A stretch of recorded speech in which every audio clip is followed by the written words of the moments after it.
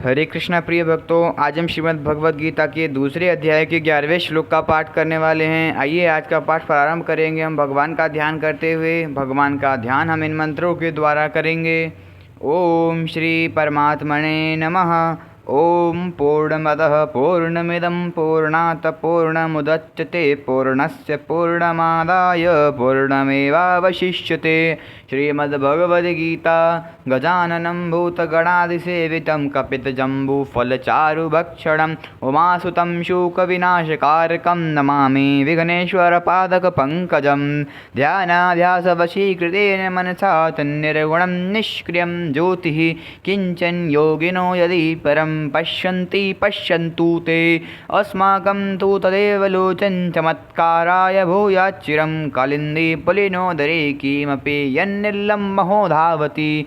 यावन्निरञ्जनमजं पुरुषं जरन्तं संचिन्तयामि निखिले जगति स्फुरन्तं। तावद्बलात् स्फुरति हन्त हृदन्तरे मे गोपस्य कोऽपि शिशुरञ्जपुञ्जमञ्जुः।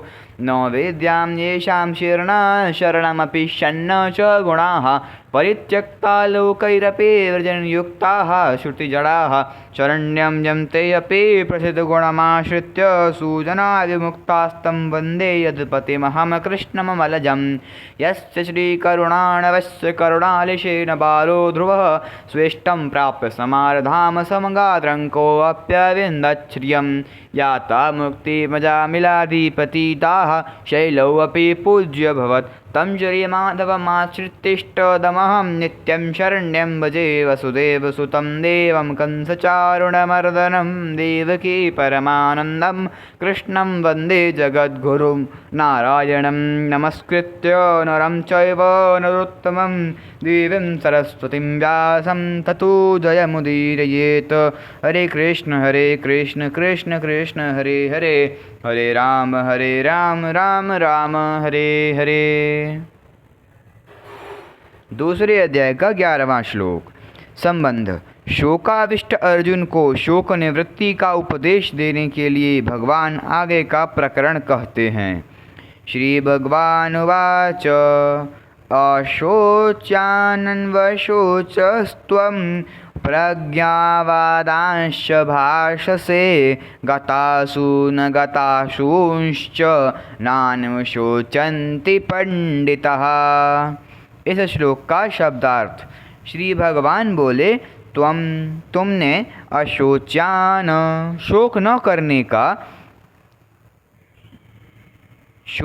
करने योग्य का, अन्वशोच शोक किया है, च और प्रज्ञावादांश्च प्रज्ञावादान विद्वता पंडिताई की बातें भाष से कह रहे हो, परंतु गतासून जिनके प्राण चले गए हैं उनके लिए, च और अगतासून जिनके प्राण नहीं गए हैं उनके लिए, पंडिताः पंडित लोग न अनुशोचन्ति शोक नहीं करते।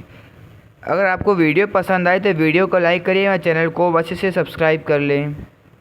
इस श्लोक का शब्दार्थ।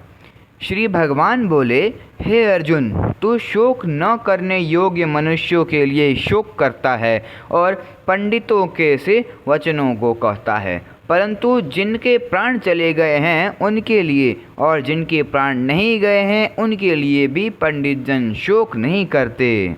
इस श्लोक की व्याख्या। मनुष्य को शोक तब होता है जब वह संसार के प्राणी पदार्थ में विभाग कर लेता है। ये मेरे हैं और ये मेरे नहीं हैं, ये मेरे निजी कुटुंबी हैं और ये मेरे निजी कुटुंबी नहीं हैं, ये हमारे वर्ण के हैं और ये हमारे वर्ण के नहीं हैं, ये हमारे आश्रम के हैं और ये हमारे आश्रम के नहीं हैं, ये हमारे पक्ष के हैं और ये हमारे पक्ष के नहीं हैं। जो हमारे होते हैं उनमें ममता, कामना, प्रियता, आसक्ति हो जाती है। इन ममता, कामना आदि से ही शोक, चिंता, भय, उद्वेग, हलचल, संताप आदि दोष पैदा होते हैं। ऐसा कोई भी दोष, अनर्थ नहीं है जो ममता, कामना आदि से पैदा न हो। यह सिद्धांत है। गीता में सबसे पहले धृतराष्ट्र ने कहा कि मेरे और पांडु के पुत्रों ने युद्ध भूमि में क्या किया। यद्यपि पांडव धृतराष्ट्र को अपने पिता से भी अधिक आदर दृष्टि से देखते थे, तथापि धृतराष्ट्र के मन में अपने पुत्रों के प्रति ममता थी। अतः उनका अपने पुत्रों में और पांडवों में भेदभाव पूर्वक पक्षपात था कि ये मेरे हैं और ये मेरे नहीं हैं। जो ममता धृतराष्ट्र में थी वही ममता अर्जुन में भी पैदा हुई, परंतु अर्जुन की वह ममता धृतराष्ट्र की ममता के समान नहीं थी। अर्जुन में धृतराष्ट्र की तरह पक्षपात नहीं था, अतः वह सभी को स्वजन कहते हैं, दृष्ट्वेवं स्वजनम, और दुर्योधन आदि को भी स्वजन कहते हैं। स्वजनम ही कथम हत्वा सुखिनः स्याम माधव।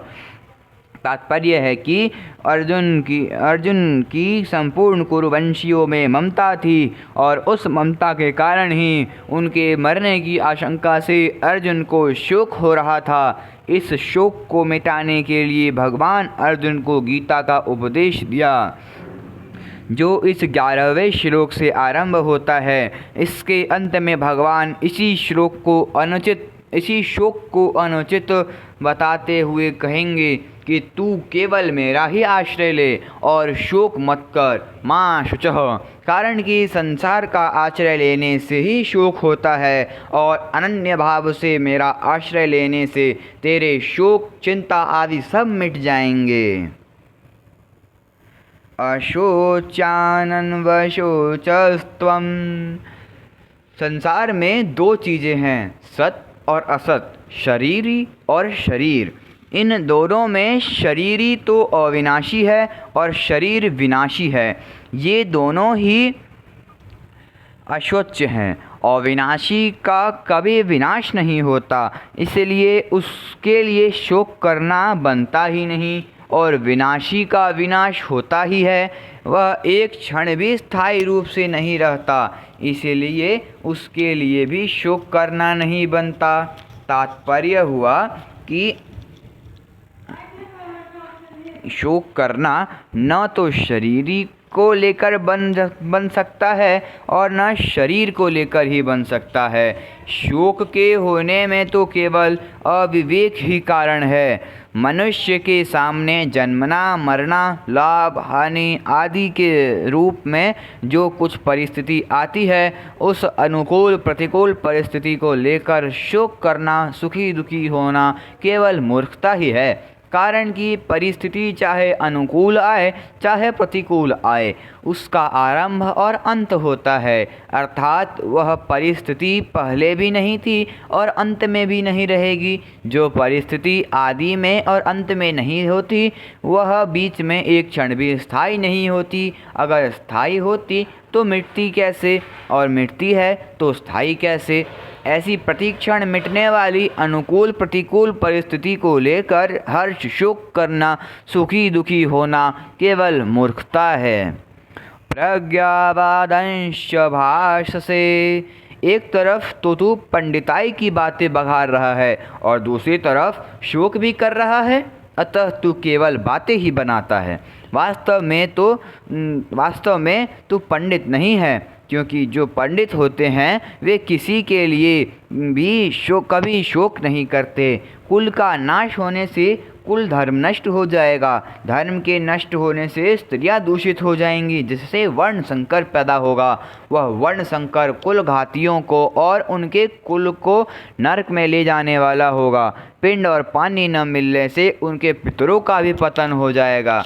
ऐसी तेरी पंडिताई बातों से भी यही सिद्ध होता है कि शरीर नाशवान है और शरीरी अविनाशी है। अगर शरीरी स्वयं अविनाशी न होता तो कुलघाती और कुल के नरक में जाने का भय नहीं होता, पितरों का पतन होने की चिंता नहीं होती।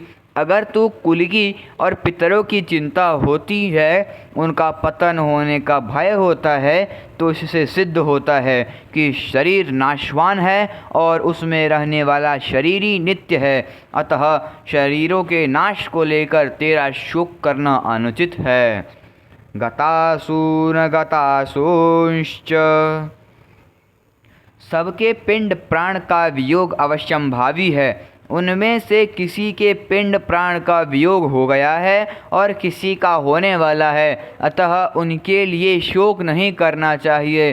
तुमने जो शोक किया है यह तुम्हारी गलती है। जो मर गए हैं उनके लिए शोक करना तो महान गलती है, कारण कि मरे हुए प्राणियों के लिए शोक करने से उन प्राणियों को दुख भोगना पड़ता है। जैसे मृतात्मा के लिए जो पिंड और जल दिया जाता है वह उसको परलोक में मिल जाता है, ऐसे ही मृतात्मा के लिए जो कफ और आंसू बहाते हैं वे मृतात्मा को परवश होकर खाने पीने पड़ते हैं। पंचतंत्र में लिखा है, श्लेषमाश्रु बांधवै मुक्तं प्रेतो भुङ्क्ते यतो अवशः तस्मान्न रोदितव्यम ही क्रिया कार्यश्च शक्तितः। अर्थात मृतात्मा को अपने बंधु बांधवों के द्वारा त्यक्त कफ युक्त आंसुओं को विवश होकर खाना पीना पड़ता है, इसलिए रोना नहीं चाहिए, प्रत्युत अपनी शक्ति के अनुसार मृतात्मा की औदार्य दैहिक क्रिया करनी चाहिए। इसी प्रकार स्कंद पुराण में भी लिखा है, मृतानां बांधवा ये तु मुञ्चन्त्यश्रुणि भूतले पिबन्त्यश्रुणि तान्यश्रद्धा मृतां मित्रः प्रेतः परत्र वै। अर्थात मृतात्मा के बंधु बांधव भूतल पर जिन आंसुओं का त्याग करते हैं उन आंसुओं को मृतात्मा परलोक में पीते हैं। जो अभी जी रहे हैं उनके लिए भी शोक नहीं करना चाहिए, उनका जो पालन पोषण करना चाहिए, प्रबंध करना चाहिए, उनकी क्या दशा होगी, उनका भरण पोषण कैसे होगा, उनकी सहायता कौन करेगा आदि चिंता शोक कभी नहीं करने चाहिए, क्योंकि चिंता शोक करने से कोई लाभ नहीं है। मेरे शरीर के अंग शिथिल हो गए हैं, मुख सूख रहा है आदि विकारों के पैदा होने में मूल कारण है शरीर के साथ एकता मानना, कारण कि शरीर के साथ एकता मानने से ही शरीर का पालन पोषण करने वालों के साथ अपनापन हो जाता है और उस अपनेपन के कारण ही कुटुंबियों के मरने की आशंका से अर्जुन के मन में चिंता शोक हो रहे हैं तथा चिंता शोक से ही अर्जुन के शरीर में उपयुक्त विकार प्रकट हो रहे हैं। इसमें भगवान के गतासून और अगतासून के शोक को ही हेतु बताया है। जिनके प्राण चले गए हैं वे गतासून हैं और जिनके प्राण नहीं चले गए हैं वे अगतासून हैं। पिंड और जल न मिलने से पितरों का पतन हो जाता है, यह अर्जुन की गतासून की चिंता है। और जिनके लिए हम राज्य भोग और सुख चाहते हैं वे ही प्राणों की और धन की आशा छोड़कर युद्ध में खड़े हैं, यह अर्जुन की अगतासून की चिंता है। ये दोनों चिंताएं शरीर को लेकर ही हो रही हैं, अतः ये दोनों चिंताएं धातु रूप से एक ही है, कारण कि गतासून और अगतासून दोनों ही नाशवान है। गतासून और अगतासून इन दोनों के लिए कर्तव्य कर्म करना चिंता की बात नहीं है। गतासून के लिए पिंड पानी देना, श्राद्ध तर्पण करना यह कर्तव्य है और अगतासून के लिए व्यवस्था कर देना, निर्वाह प्रबंध कर देना यह कर्तव्य है। कर्तव्य चिंता का विषय नहीं होता, प्रत्युत विचार का विषय होता है। विचार से कर्तव्य का बोध होता है और चिंता से विचार नष्ट होता है। नानुशोचन्ति पंडितः सत असत विवेकवती बुद्धि का नाम पंडा है। वह पंडा जिनकी विकसित हो गई है, अर्थात जिसको सत असत का स्पष्टतया विवेक हो गया है, वे पंडित हैं। ऐसे पंडितों में सत असत को लेकर शोक नहीं होता, क्योंकि सत को सत मानने से भी शोक नहीं होता और असत को असत मानने से भी शोक नहीं होता। स्वयं सत स्वरूप है और बदलने वाला शरीर असत स्वरूप है। असत को सत मान लेने से ही शोक होता है, अर्थात ये शरीर आदि ऐसे ही बने रहें, मरे नहीं, इस बात को लेकर ही शोक होता है। सत को लेकर कभी चिंता शोक होते ही नहीं। इस श्लोक का परिशिष्ट भाव, एक विभाग शरीर का है और एक विभाग शरीरी का, अर्थात शरीर वाले का है। दोनों एक दूसरे से सर्वथा संबंध रहित हैं। दोनों का स्वभाव ही अलग अलग है। एक जड़ है और एक चेतन, एक नाशवान है, एक अविनाशी, एक विकारी है, एक निर्विकार। एक में प्रतिक्षण परिवर्तन होता है और एक अनंत काल तक ज्यों का त्यों ही रहता है। भूतग्राम स एवायम् सर्गे अपि नोपजायन्ते प्रलये न व्यथन्ति च।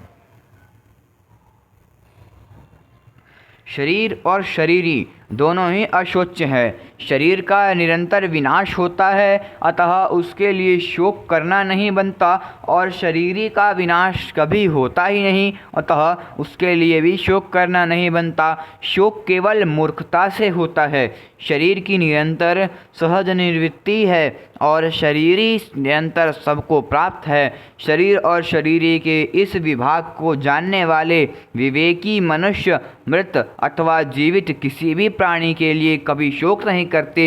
उनकी दृष्टि में बदलने वाले शरीर का विभाग ही अलग है और न बदलने वाले शरीरी अर्थात स्वरूप की सत्ता का विभाग भी अलग है।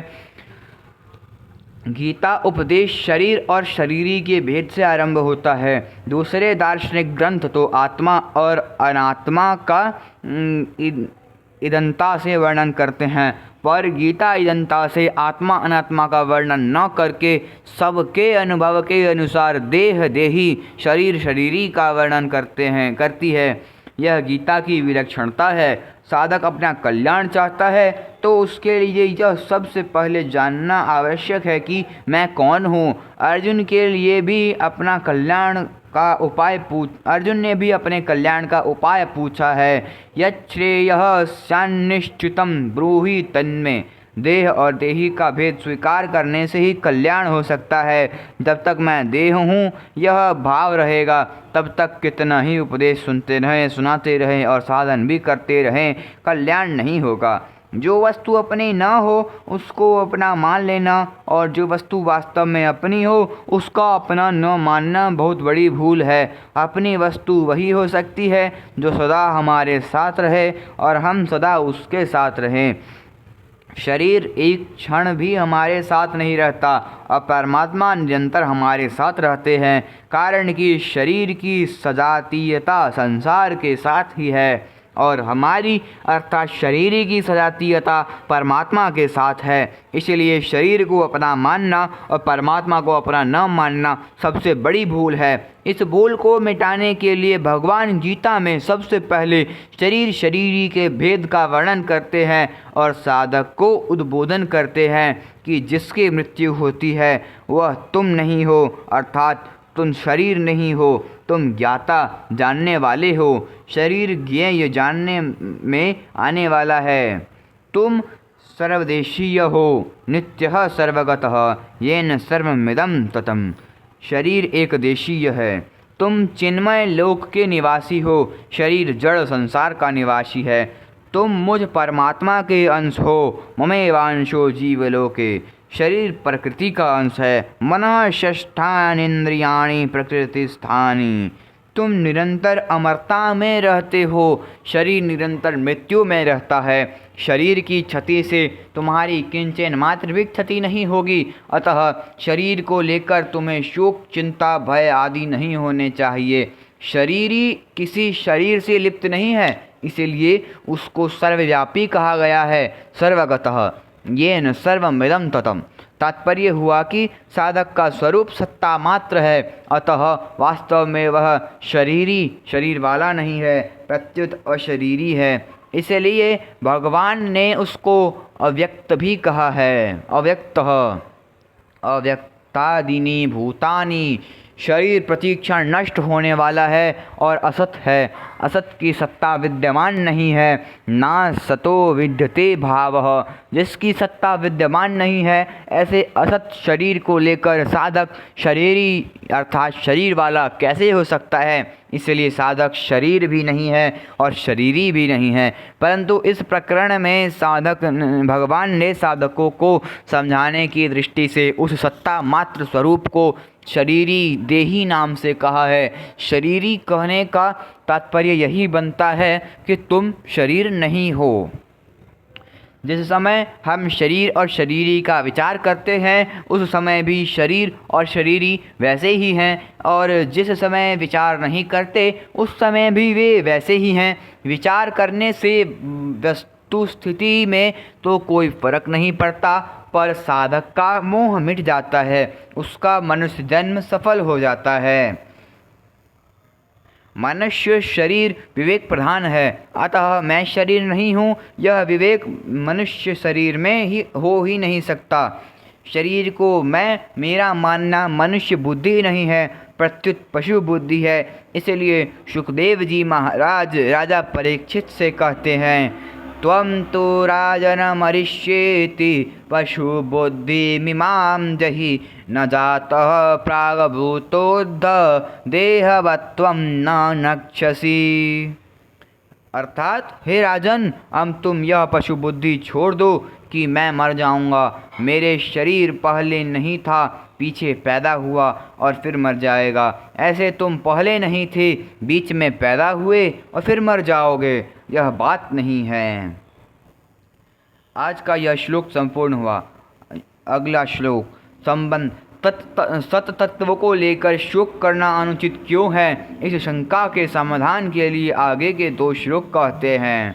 न त्विवाहं जातु नासं न त्वं नेमे जनाधिपः न चैव न भविष्यामः सर्वे वयमतः परम। हरे कृष्ण। अगर आप सभी को यह वीडियो पसंद आए तो वीडियो को लाइक करें व चैनल को अवश्य से सब्सक्राइब कर लें व अन्य व्यक्तियों के साथ भी शेयर करें। हरे कृष्ण। हरि बोल।